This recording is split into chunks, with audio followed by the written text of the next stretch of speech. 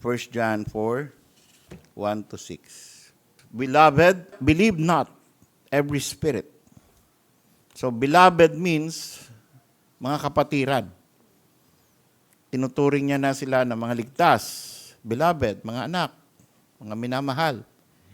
Believe not every spirit, but try the spirits, whether they are of God, because many false prophets are gone out into the world. We, verse 6, we are of God. He that knoweth God, heareth us. He that is not of God, heareth not us. Hereby know we the spirit of truth and the spirit of error. So we will have a message today about recognizing the seduction, a scriptural study on cults. We ought to recognize if we are being seduced, even by fellow Baptists, even inside this church. Mag-ingat po tayo. At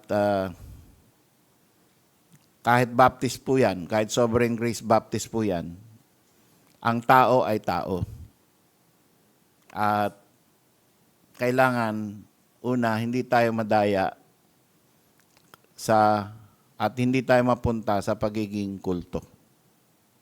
Because a cult is, ang tao ay prone na i-pursue. Pagka tayo ay, siyempre, ang isang preacher, ang trabaho niyan ay i-present yung kanyang point of view, yung kanyang pinag-aralan as truth. Yun ang natural, yun ang tama, yun ang dapat, yun ang training ng isang pastor, ng isang preacher. Babasahin mo yung scripture, i-present mo as truth. Otherwise, kung may doubt ka, wag mo i-present. Diba? Hindi naman, ito po ay mensahe na baka sakali ay tama. May preaching, makarinig kayong preaching na gano'n, maniniwala ka pa ba sa church? No? Sana po pumayag kayo na ito pumanig kayo sa akin na malamang tama ito. Diba? Hindi gano'n. We will give scriptures and then we will use our common sense, the grammar, the context, to persuade each and every one na ito yung tamang intindi natin. Of course, being men, hindi pa rin. Kaya kailangan yung Holy Spirit in the preacher and the Holy Spirit in the church and the Holy Spirit inside each and every one of us have to be the one to lead us. Individual soul liberty tayo. Kanya-kanya tayong intindi, kanya-kanya tayong mind, kanya-kanya tayong training. That is how we prevent ourselves from being a cult.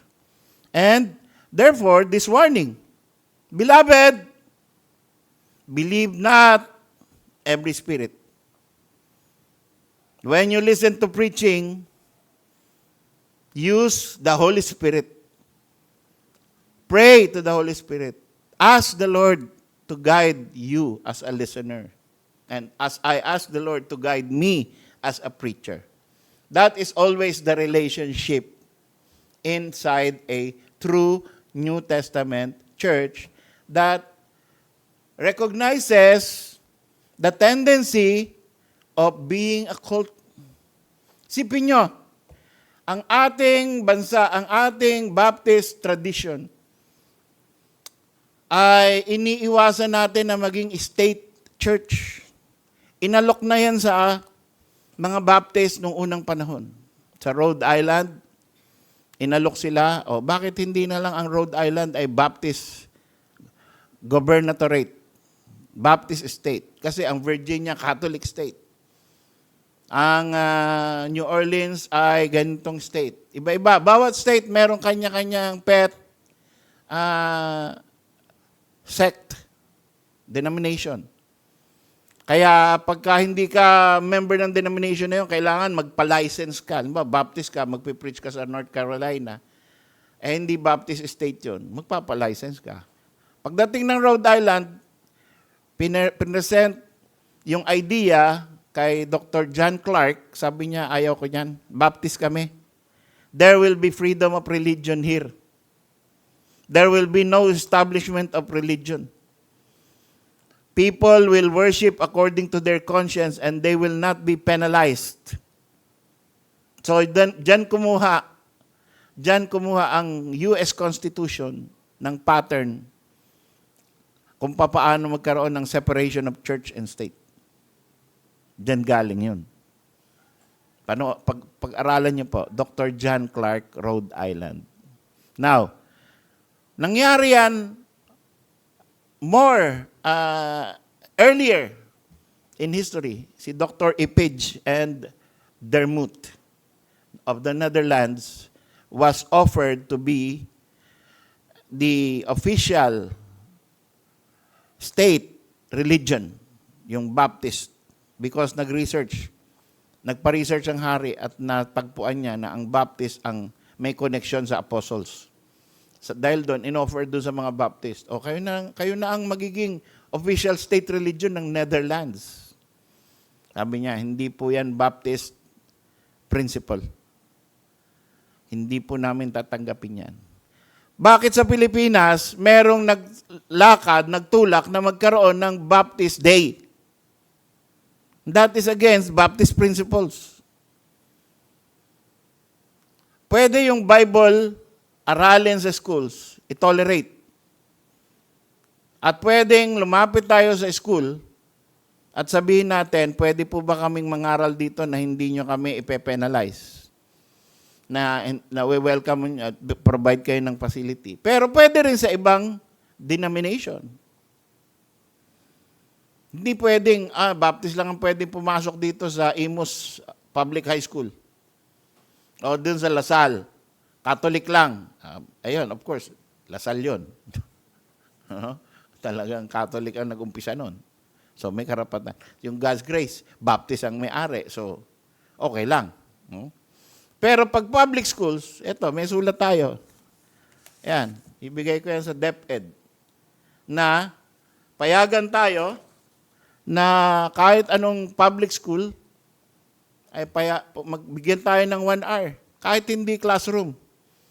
Kahit para yung mga estudyante ay makatanggap ng Bible training or Bible instruction.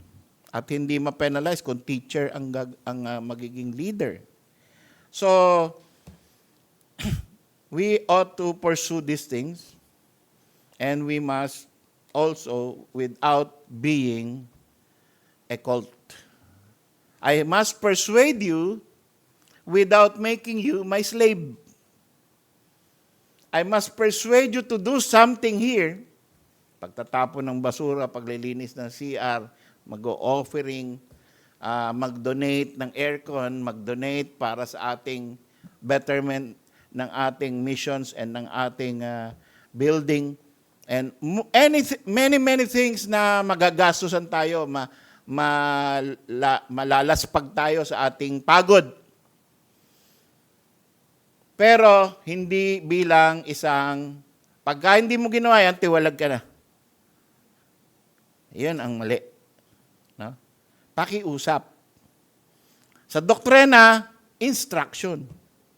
Kaya, pagka doktrina, ang pinakamatindi, yan ang pinakamatinding persuasion ng isang pastor. Pagtungkol na sa doktrina. Dahil yan na yung spirit that will guide the life of a believer. Kaya, beloved, believe not every spirit, but try the spirits, whether they are of God. Hindi ibig sabihin niya na pag may lumapit sa iyo na hangin or boses, sasabihin mo, galing ka ba sa Diyos? May gumagano. Galing ako sa Diyos. Tanggapin mo ako. Hindi yun ang ibig sabihin ng try the spirits. Or magkakaroon ka ng spirit of the glass. Tapos, Ayoko pumasok dito si Rizal. Ang gusto ko, Holy Spirit papasok dito. Tapos tataob mo na. Hindi ganon. Try the spirits means try the doctrine. Try the teaching. Try the whole setup. The whole presentation of what is being presented. Both character, doctrine, practice, implication. Try the spirits, whether they are of God. Ang teaching ba rito, or ang tuturo ba dito sa IMUS, sa SGBCI, will lead you to closer to God? Yun ang try the spirits. Yun ang first question. Yung tinuturo ba rito ng mga preacher dito, ng pastor dito, yung doktrina ba rito, led me closer to God? Or led me to have a belief that siya ang the greatest preacher? Naging tagahanga ka. Nagkaroon ka ng idol. No, sasabihin mo rin sa pastor, idol, Lodi. Siya na ngayon, ikaw na. You are a great preacher. Wala na ako ibang papaniwalaan kundi ikaw. And that leads sometimes to, ay, hindi si pastor ang preaching. Si ano lang, si Brother Louie lang. Absent muna ako. That is idolatry, mga kapatid. No? Wala sa akin. I don't have the monopoly of truth. And neither does any preacher here. So, we believe, every time we come here, we believe that the Lord will talk to us personally, no matter who stands behind this pulpit. No matter what is the title of his preaching. You don't say, recognizing the seduction. No? Parang dry naman yung title. Hindi ako makikinig. No? Siguro, kaya ko gumawa ng mas magandang preaching kaysa dyan. So you don't do that. You listen, try the spirits, whether they are of God. And that's how you prevent false prophets. Kasi, ang false prophets, hindi magsasabing, ako po ang false prophet ninyo ngayon. Makinig kayo sa akin. Ako'y, although false ako, pero makikiliti ang tenga nyo sa akin. Hindi ganon. Hindi magpapakilala yon. Magsasabi yun na, I have the truth, pinag-aralan ko to, may doctorate degree ako, pakinggan nyo ako. Lahat ganon. Pero, sino nagsasabi na ang isang tao ay false prophet? Una, Panginoon, kilala niya kung sino yung kanya. Pangalawa, yung Bible. Pagka nagpa-preach siya ng sarili niyang agenda at mas maraming patungkol sa sarili niya kaysa sa Panginoon, itataas niya rin ang Panginoon, pero parang dumadaan lagi sa kanya yung blessing. Maiintindihan nyo lang ito. Ang salita ng Diyos ang pinakamataas, pero maiintindihan nyo lang to sa pamamagitan ko. Yun ay false prophet. And many false prophets are gone out into the world. So, be warned. Sabi na, noon pa, 2,000 years ago, many. Madami. No? Kung noon madami, ngayon ano? Sobrang dami. Napakarami. Talamak. Kaya nga, pati mga Baptist, iba-iba eh. No? Hindi lang yung mga born again ang iba-iba, kundi pati mga Baptist, iba-iba. Dahil sa noon, ay daming false prophet within the true churches. Bakit niya sinabi, beloved, believe not every spirit? Kasi they are among us. They are preaching in the churches. Kaya winaringan, baka may nai-invite kayong pastor. Na-invite kayong preacher. Tapos amen kayo ng amen. Di ba? Ang tendency natin eh. Pag sumigaw na eh. Pagka kumalampag dito eh. Amen! Oh, tendency yun eh. Tapos lalo na, pag hindi kayo narinig mag-amen, sasabihin, amen ba? Hindi kayo nag-amen. Ang tahimik nyo. Amen ba? Oh. Hindi mo na mapipigilan mag-amen. Kasi parang hinihila, sinasaksyon na yung amen mo eh. O, di mag-amen ka na para naman, anong tawag doon? Consuelo. Consuelo de Bobo. Okay? Kaya iniiwasan ko yung amen ba eh. Minsan napapaganon din ako. Pero yung ganong attitude, ganong style na bawat punto mo, amen ba? Bawat punto mo. Nakikinig ba kayo? Bawat punto mo. Naintindihan nyo ba ako? Parang affirmation lagi, kailangan niya, to go on to the next point, kailangan i-affirm. Ayaw niya nung silence. That's dangerous. Hindi ko sinasabing lahat ng ganong ugali false preacher or false prophet. Pero, let's try to avoid that. Because, sino magko-confirm sa puso natin na ang narinig natin ay truth? Yung Holy Spirit. Hindi yung galing niyang magsalita. Dahil marami, ang gagaling magsalita. Lalo na pag nag-aral ng speech power or Toastmaster. Sino rito nag-aral sa Toastmaster? Meron ba? Maganda yan. Gusto kong sumali dyan. Walang masama dyan. No? Pero, alam nyo, minsan, nakinig ako ng Toastmaster, yung world champion. Aba, talaga naman. Maano ka eh. Ma-amaze ka eh. Kung papaano niya nabuo yun sa isip niya. Minsan, ang sa Toastmaster, papatayuin ka, bibigyan ka topic, hindi mo alam kung ano. Habang tayo ka na, bibigyan ka topic, within a few seconds, dapat mag-umpisa ka na magsalita. Tapos, may criteria sila, bawal ang politics, bawal ang religion. You can talk about any kind of topic, and you can persuade the people about any topic under the sun, except religion and politics.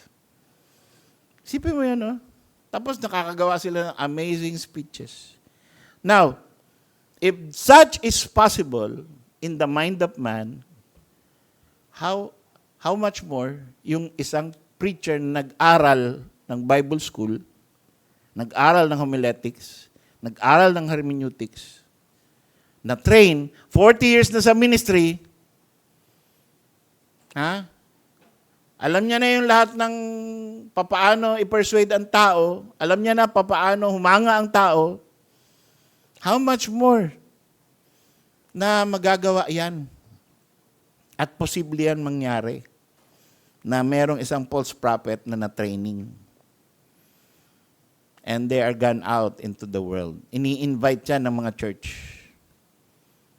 No? Kaya very selective tayo mag-invite dito. No? Kasi hindi natin alam kung ano sasabihin ng invite natin. We are of God, sabi ni John. Tayo, mga kapatid, beloved, dapat alam natin na we are of God. Do you believe we are of God? Kung hindi, there's no reason for us to gather again. If we are not of God, if we are of man, if we are of any kind of name other than God, we have to believe that we are of God. But we have also not only to believe, but we have to prove in ourselves that we are of God. So, the next question is, okay, you believe we are of God. Have you proven it to yourself that we are of God? Napatunayan mo na ba with introspection, yung sarili mong meditation, in the night. Ano ba yung narinig ko kay Pastor Nilo? Ano ba yung narinig ko kay Brother Jerome? Ano ba yung narinig ko kay Brother Louie? Sa Diyos ba galing yun? Kinausap ba ako ng Panginoon doon? Ano ba yung church namin? Are we serving the Lord or are we serving man? Hindi importante masyado yung nabe-bless ka. Pero kundi, ang tanong mo, nabe-bless ka dahil nasa katotohanan yung iglesia na ina-attenan mo. Kasi yung blessing, subjective yan eh. I'm blessed. No? May nabe-bless dahil ang galing mag-joke ng pastor eh. No? Loaded siya eh. Yung outline niya, merong interspersed with punchlines na prepared. No? Hindi yung biglaan lang dumating sa isip niya sa illustration, kundi talagang ready. Talagang point number 2, make a joke about cults. May ganun talaga. No? So, anyway, many false prophets are gone out, we are of God. So, other than us, we know we are of God. Yung iba, di natin sinasabi, basta at least dapat tayo sure na tayo ay sa Panginoon. Kaya, hindi tayo magpapapasok basta-basta ng false prophets. At papaano tayo hindi magpapapasok ng false prophets? Try the spirits. So maaaring nagkamali tayo, may pinatayo tayo, or may binasa tayo na libro. May pinakinggan tayo sa YouTube. Wala tayong magawa one day. Oh, maganda siguro tong preacher, maganda yung title. Okay? Total depravity. Oh, okay, ganda, sige. Pakinggan mo ngayon.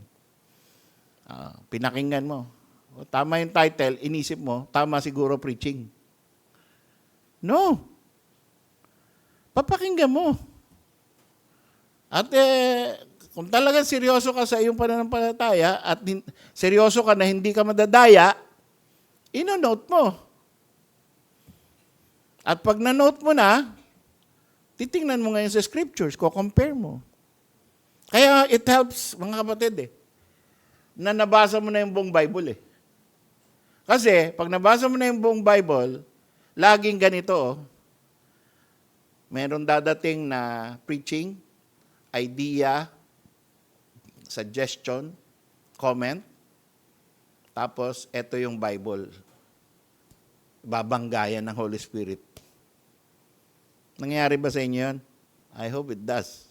Because that's the way that the Holy Spirit works in the perfect, in the mature. May darating na idea,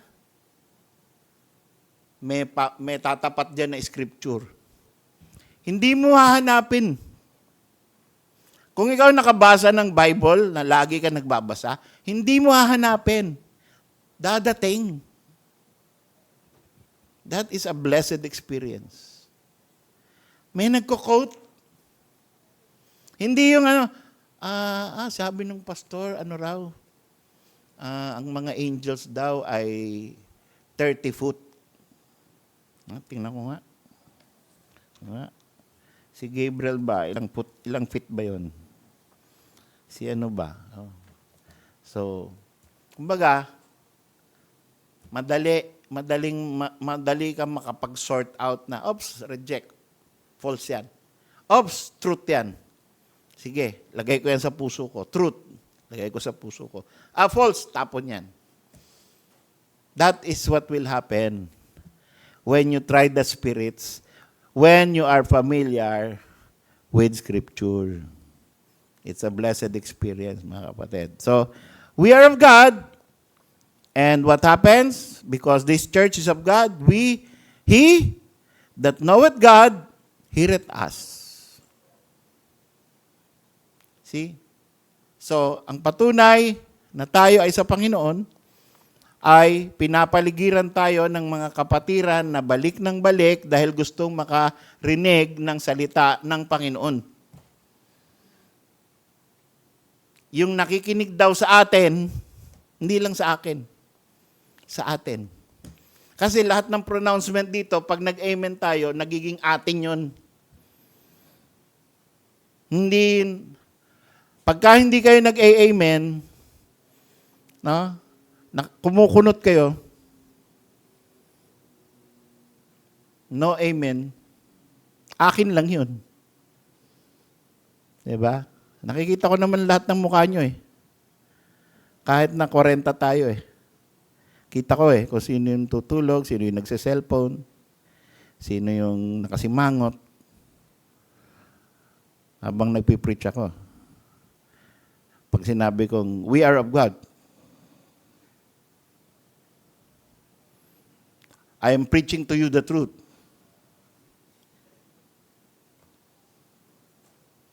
Maybe. Kikita ko yan. No? So, we are of God, he that knoweth God, heareth us. Nagiging doktrina natin collectively yan. And he that is not of God, heareth not us. Alam niyo yung implication nun? Yung laging, yung andito ka, tapos puro ka doubt, and nagsusow ka ng doubt, you are not of God. You don't want to listen. You just want to be present, or maybe you walk away. Diba? Sabi nga ni John then, they went out from us because they were not of us. Ba't sila nag-walk out? Hindi naman talaga sila sa atin eh. Hindi naman talaga sila mananampalataya eh. Kaya nag-walk out sila. Now, hindi lahat ng nag-walk out sa church natin ay unsaved. Hindi lahat ng lumilipat ng church ay unsaved. No? Yung ang sinasabi lang doon ay may mga mananampalataya na napaka-faithful, napaka-zealous, napaka-doctrinated. Everything, every good quality of a believer nasa kanya. Biglang nag-walk out, bumalik sa Catholic Church. Yun. Biglang nag-iglesia. No? Biglang ayaw na umattend. Dahil whatever, na-offend or whatever. No? Save ba yun?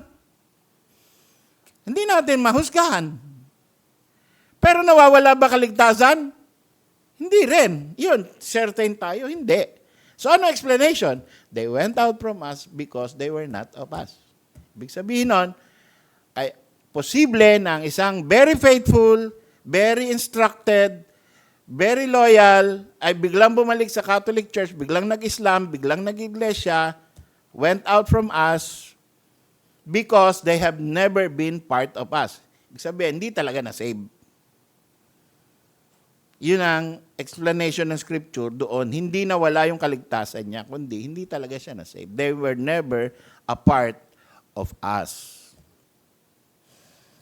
So, hindi natin, ingat tayo sa mga nagwa-walk away from us.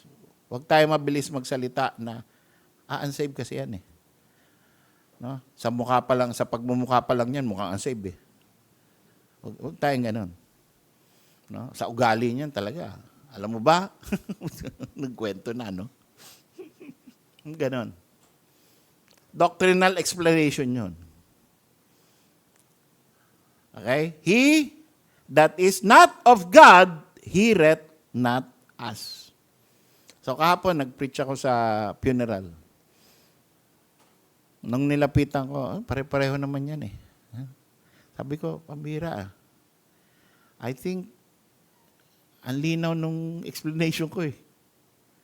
Na ang sumampalataya kay Kristo ay may buhay na walang hanggan at siya ay mabubuhay na muli. Kahit namatay na siya, mabubuhay siyang muli. Pinaliwanag ko mabuti yun eh. Tapos nakangiti naman sila, nakatingin naman. Nung nilapitan ko isa-isa, Kamusta po kayo? Meron na po ba kayong assurance na meron kayong buhay? No? Ay, naku, pare-pareho lang yan. Parang walang ano. Parang yung 30 minutes na tinayo ko doon, parang hangin lang. Ganon. Bigla ako napagod eh. Nakapagod yung ganun eh. No? Tinodo mo yung lahat ng alam mo at dunong mo at scripture. Tapos biglang wala lang. No? Okay. Yan talaga. Kahit nakakapagod, kahit na walang nakinig, at kahit na mali ang pakinig, gagawin at gagawin mo pa rin yun. You have no choice. So, pag sino man sa inyo may alam na mga patay dyan, tawagin nyo lang ako. Punta natin. Okay. He that is not of God, heareth not us. Hereby know we the spirit of truth, spirit of error. Diyan natin madidistingue. Spirit of truth, spirit of error. Ano ba yan? Ano ba yung narinig natin? Ano ba yung tinuturo sa atin? That is, mga kapatid, beloved, that is a constant, daily exercise of the believer. Araw-araw. Dapat nangyayari yan. Discernment. Mga kapatid, ang word na discernment, ina-apply mo pagka merong pine-present sa'yo na sinasabing, truth ito. Okay? Ide-discern mo, tinatry mo.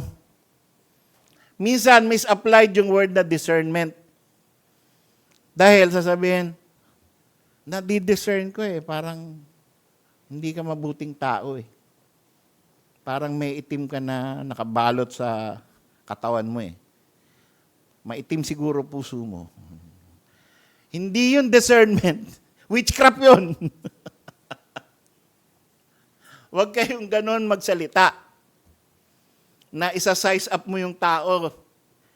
Ha? Na ang ginagawa mo ay psychology, human psychology, tapos nilalagyan mo, binabalot mo ng biblical term and you will use discernment. Pagkukunyari yun. Actually, sinapsychologize mo lang siya eh. Pero sinasabi mo, nadidiscern ko. Hindi maayos ang relasyon yung mag-asawa. Ibig sabihin lang, palagay ko. Pero ayaw mong sabihin yung word na palagay eh. Kaya gagawin ito, nadidiscern ko. Medyo, pabira, spiritual ang dating. May discernment. So, ang tamang gamit ng word na discernment is try the spirit. Hereby know we the spirit of truth and the spirit of error. Use discernment. And what is your guideline for the discernment? The Word of God. No other thing. Not your psychology training, not a psychometric data, not research, okay? Not secular education, not survey. Hindi yan ang tamang paraan para malaman mo, makalap mo, kung ano yung spirit of truth, kung ang nasa harap mong inilalatag ay spirit of truth or spirit of error. Ang spirit of truth and spirit of error comes by the Holy Spirit using the Word of God and by you having a relationship and asking God to guide you. Tatlo lang naman lagi yan eh. Wala namang iba na eh. No? So ito, pagka sinasabing Word of God, of course, merong mas trained at mas may experience sa Word of God. Pwede mo consult yun. Pero eventually, ikaw pa rin mag-isa. Diba, sabi mo, Pastor, nabasa ko sa scripture. Diba, you don't need to refer to your particular problem. Diba, may kaaway ka or meron kang gustong sabihan, meron kang sitwasyon, merong event, or may whatever. So, hindi mo kailangan ikwento yon kay pastor. I-size up mo lang. Magtatanong kay pastor, paano ba ibig sabihin itong scripture na to? Kasi yung scripture na to, may kinalaman doon sa kaibigan ko. Yon. So, wag nyo nang ikwento yung, alam nyo, pastor, ganito, I'll tell you the truth. Tatapat ako sa inyo. May nangyari sa amin. May nangyari sa akin kahapon, ganito, ganyan, ganyan. Hindi maganda. Di, ang haba-haba na nun. Di, alam ko na yung storya mo. Tapos, makikialam na ngayon ako tuloy. Baka mabanggit pa sa preaching. Di ba? So, avoid that. Hindi tayo naniniwala sa auricular confession. No? Hindi kailangan sabihin nyo kung ano yung sitwasyon. Matuto kang magtanong, matuto kang, ang itatanong mo, ano ba ang scripture applicable kung ganito? Diba? Wala ka sinasabing ikaw yun o kilala kang ganon. Pagka ganito ang nangyari, halimbawa, nag-live-in. No? Hindi mo na kailangan sabihin, may kaibigan ako nag-live-in. Hindi. Pagka po ba live-in, anong scripture bang pwedeng gamitin para malaman natin na mali ang live-in? Yan lang, di ba? So, believe not every spirit, try the spirits. By the word of God, interpreted correctly, by the Spirit of God, guiding your heart, by asking God in prayer how and why and what you should believe. Tayo po manalangin.